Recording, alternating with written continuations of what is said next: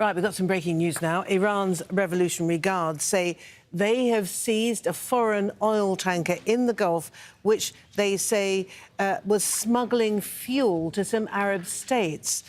We'll get some more on this now by talking to our correspondent, Dorsa Jabbari, who is in Tehran. Bring us up to date, then. What's the very latest? What are they saying? Well, Martine, we've had a statement that's been released by the Media Relations Department of the Revolutionary Guards. They say that they seized this vessel in near Farsi Island, which is an island that sits in the waters in between Iran and Saudi Arabia. This vessel was apparently seized on Wednesday with 7 crew members on board who have now all been arrested. The vessel was then moved to Bushehr, the port city of Bushehr in the south of the country.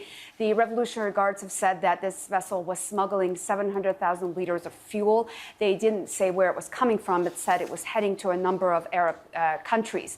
The statement also said that the Revolutionary Guards carried out the seizure after requiring the appropriate documents from the country's judiciary.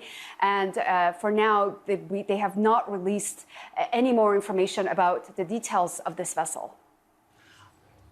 Right, Dorsa, there's also another issue that we want to talk about with you, and that is an indication from the Iranian government that it appears that Mohammad Javad Zarif, the Iranian foreign minister, actually turned down an offer to go to the White House. Let's hear what the government spokesman had to say about it. The US action on Foreign Minister Zarif is against all diplomatic procedures and is an unprecedented event in the history of diplomacy. That one government keeps claiming to be ready for negotiations and then to put sanctions on a foreign minister of that country, well, isn't it ridiculous? He was invited by a senator to have a meeting at the White House, then they imposed sanctions on him. Foreign Minister Zarif is responsible for foreign policy, and any diplomatic path should pass through him. All right, Dorsa's still with us. And Dorsa, so it seems as though the Iranian foreign minister invited to the White House turned them down. Do we know why? Yes, apparently Mohammad Javad Zarif was on a trip to the United Nations in New York earlier this month, and he was invited to the White House. But apparently the position here is that any invitation that comes from any members of the U.S. government, Iran will continue to reject. That is because the Iranians have said that they will not have any dialogue with the American government until the U.S.